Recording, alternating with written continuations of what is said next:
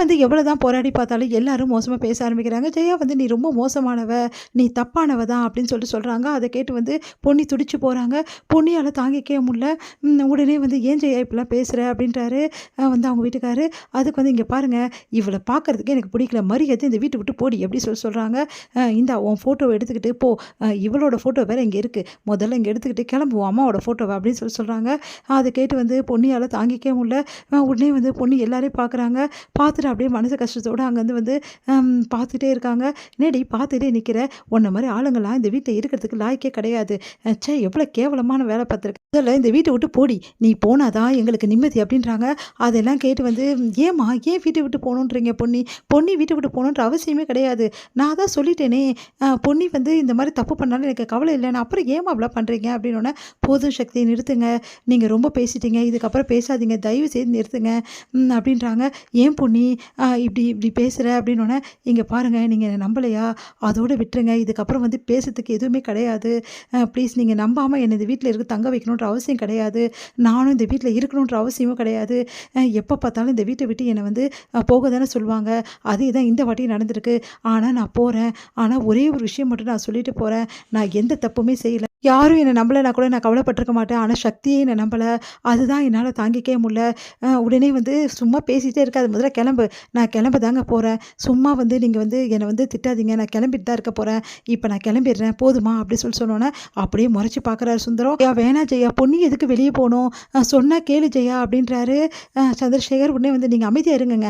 இப்படிப்பட்டவளெல்லாம் வீட்ல வச்சுட்டு இவ எந்த நிமிஷம் என்ன பண்ணுவான்னு தெரியாம உட்காந்துருக்க சொல்றீங்களா? முதல்ல இவ வீட்ட விட்டு போட்டும். இவ வீட்ட விட்டு போனா தான் எனக்கு நிம்மதி. இவள நம்பினேன் பாருங்க, அதான் நான் செஞ்ச தப்பு. ஆனா இப்ப தெரிஞ்சு போச்சுல்ல. முதல்ல கிளம்ப சொல்லுங்க இவள. மரியாதை வீட்ட விட்டு போடி" அப்படின்றாங்க. "விடுங்க அத்தை, நான் தான் போறேன்ல" அப்படின்னு சொல்லிட்டு பொன்னி என்ன பண்றாங்க, அந்த ஃபோட்டோ எடுத்துக்கிறாங்க. எடுத்துட்டு வந்து அப்படியே எல்லாரையும் பார்த்துட்டு "பொன்னி, நான் சொல்றது ஒரு நிமிஷம் கேளு பொன்னி. நீ போகாத பொன்னி" அப்படின்னு சொல்லிட்டு சொல்ல வராரு. "பொன்னி வேணாம் பொன்னி. சொன்னா கேளு பொன்னி" அப்படின்னு சொல்லிட்டு அப்படியே வந்து பார்த்துட்டு வந்து சக்தி வந்து பின்னாடியே போறாரு.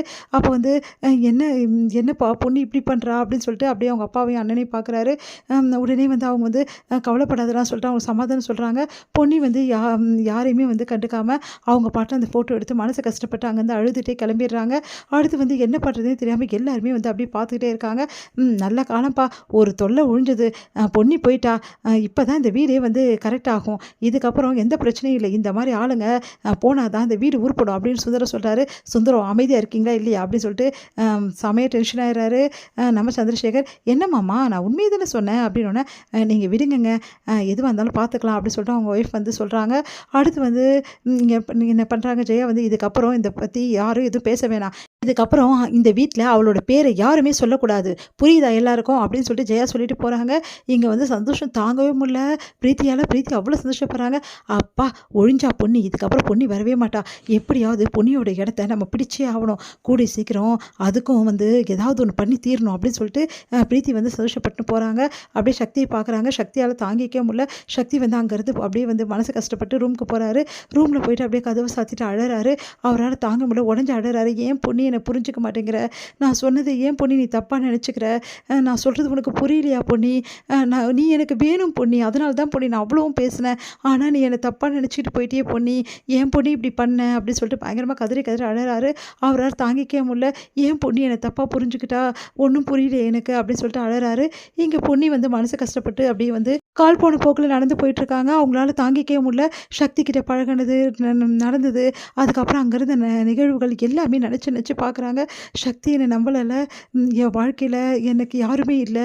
அப்பா நீங்கள் எங்கேப்பா இருக்கீங்க? என் வாழ்க்கையில் எனக்கு யாருமே இல்லைப்பா அம்மா அப்படின்னு சொல்லிட்டு ஃபோட்டோ எடுத்துகிட்டு அப்படியே கோயிலில் போய் வந்து உட்காடுறாங்க நம்ம பொன்னி. அவங்களால தாங்கிக்க முடியாமல் அந்த ஃபோட்டோ பார்த்து பார்த்து அழறாங்க. "ஏம்மா இந்த உலகத்துக்கு என்னை கொண்டு வந்த? இந்த உலகம் வந்து பொல்லாததுமா. இந்த உலகத்தில் யாருமே நல்லவங்க கிடையாது. எல்லாருமே வந்து இப்படி தான். இப்போதாம்மா எனக்கு நான் புரிஞ்சுக்கிட்டேன். இவ்வளோ நாள் நான் புரிஞ்சுக்கலம்மா. சக்தி கூட என்னை நம்பலை பார்த்தியாம்மா. அந்த அளவு வந்து என்னை யாருமே புரிஞ்சுக்கலம்மா உன்ன மாதிரி. நீ ஏம்மா என்னை விட்டுட்டு போன?" அப்படின்னு சொல்லிட்டு அழறாங்க. அவங்க அம்மா படத்தை பார்த்து இது முடியுது.